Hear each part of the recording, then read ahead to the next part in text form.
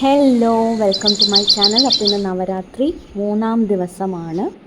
അപ്പോൾ നമുക്കിന്ന് നവരാത്രി 3-ാം ദിവസം എന്തൊക്കെയാണ് ഞാൻ ചെയ്തിരിക്കുന്നതെന്ന് നോക്കാം. അപ്പോൾ ഇന്ന് ഞാൻ അന്നപൂർണേശ്വരിയെ ആണ് പൂജിച്ചിരിക്കുന്നത്. അതേ ദേവി നല്ല ചിരിച്ച് നല്ല ഭംഗിയിൽ ഇരിക്കുന്നത് നിങ്ങൾക്ക് കാണാം. വളരെ പ്രസാദിച്ച പോലെ ഇരിക്കുന്നു. അപ്പോൾ ഞാൻ റോസാപ്പൂവും തുളസി ഇട്ടിട്ടാണ് ഞാൻ അർച്ചന ചെയ്തത്. അതുപോലെ നമ്മുടെ ദേവി ദുർഗാദേവിയുടെ ഇതും ഇരിക്കുന്നുണ്ട്, കലശവും ഇരിക്കുന്നുണ്ട് ഭംഗിയായിട്ട് തന്നെ.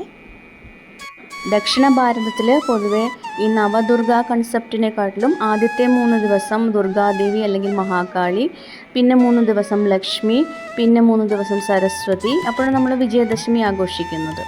അപ്പോൾ ആ കൺസെപ്റ്റിലാണ്. അപ്പോൾ ഇന്ന് 3-ാമത്തെ ദിവസമാണ് ദുർഗാദേവിയുടെ. അപ്പോൾ അതുകൊണ്ടാണ് ഞാൻ അന്നപൂർണേശ്വരീനെ ഞാൻ അർച്ചന ചെയ്തത്. അപ്പോൾ നമ്മുടെ പൂജാമുറിയിലിരിക്കുന്ന ദുർഗാദേവിയൊക്കെ നല്ല ഭംഗിയിൽ തന്നെയാണ് ഇരിക്കുന്നത്. അപ്പോൾ ഇന്ന് ഞാൻ നൈവേദ്യമായിട്ട് ചില സാധനങ്ങളൊക്കെ വെച്ചിട്ടുണ്ട്, കാണിച്ചു തരാം. അപ്പോൾ ഞാനിന്ന് അന്നപൂർണേശ്വരി അന്നപൂർണേശ്വരി അഷ്ടോത്തരം ചൊല്ലിയാണ് ഞാൻ അർച്ചന ചെയ്തത്. വളരെ സന്തോഷം തോന്നി അർച്ചന ചെയ്ത് കഴിഞ്ഞപ്പോൾ. പിന്നെ പ്രസാദിച്ച മുഖം കാണുമ്പോൾ നമുക്കൊരു പ്രത്യേക സന്തോഷമല്ലേ തോന്നുക.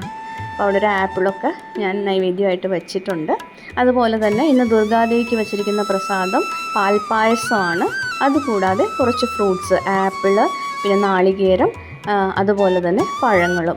നാളികേരം എന്ന് പറഞ്ഞാൽ ശ്രീഫലമാണല്ലോ നാളികേരം, അപ്പോൾ അത് വെക്കണം. അപ്പോൾ അതുകൊണ്ടാണ് അത് വച്ചിരിക്കുന്നത്. പിന്നെ ബാക്കിയെല്ലാം സാധാരണ മാതിരി തന്നെ. പിന്നെ പൂജാമന്ദിറും അലങ്കരിച്ചൊക്കെ വെച്ചിരിക്കുന്നത് നിങ്ങൾ നേരത്തെ കണ്ടിട്ടുണ്ടാവും.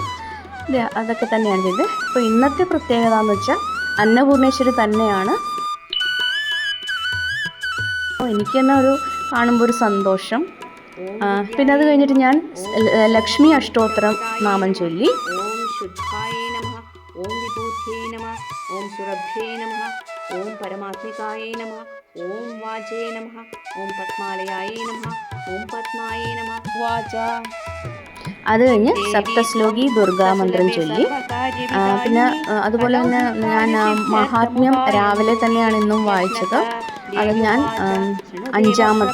4-ാമത്തെ ചാപ്റ്റർ വായിച്ചു. ഇന്ന് 4-ാമത്തെ ചാപ്റ്ററാണ് വായിക്കേണ്ടത്. നാളെ 5, 6, 7, 8. അപ്പോൾ ഇത് കഴിഞ്ഞതിന് ശേഷം ഞാൻ വായിച്ചത് നമ്മുടെ ശ്യാമളാ ദണ്ഡകം തന്നെ. അപ്പോൾ അതും കൂടെ വായിച്ച് ഞാൻ നിർത്തുകയാണ് ചെയ്തത്. പിന്നെ നമ്മുടെ മഹാത്മ്യമൊക്കെ ഞാൻ രാവിലെ തന്നെ വായിച്ചു തീർത്തു. 4-ാമത്തെ അധ്യായമായിരുന്നു ഇന്ന് വായിക്കേണ്ടിയിരുന്നത്, അത് ഞാൻ വായിച്ചിരുന്നു. അപ്പോൾ ഇന്ന് ഇത്രയൊക്കെ ഉള്ളൂ. അപ്പോൾ എൻ്റെ വീഡിയോ ഇഷ്ടപ്പെട്ടാൽ ലൈക്ക് ചെയ്യുക, ഷെയർ ചെയ്യുക, സബ്സ്ക്രൈബ് ചെയ്യാത്തവർ സബ്സ്ക്രൈബ് ചെയ്യുക. താങ്ക്